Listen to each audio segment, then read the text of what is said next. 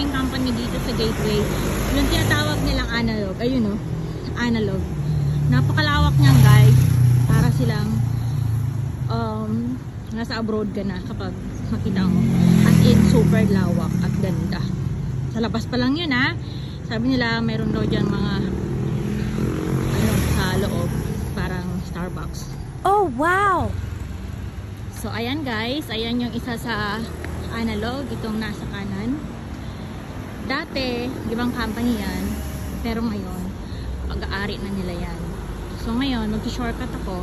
Pwede naman akong dumiretso, pero gusto ko dito sa other side kasi medyo makulimlim. And papakita ko sa inyo itong karugtong ng Analog, guys. So, ayan na.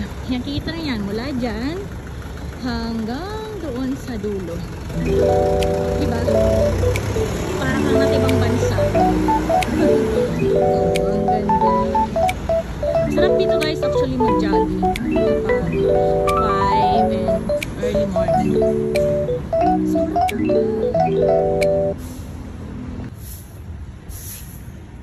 So, I'm still here, guys. Ayan. Ito yung gilid ng Analog. Tumawid na ako kasi nasa right side yung way papunta sa Unilever.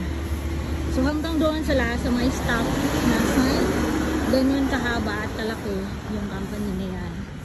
So, such a lovely day. Alright guys, I think that's it my vlog. Thanks for watching everyone and greetings to all.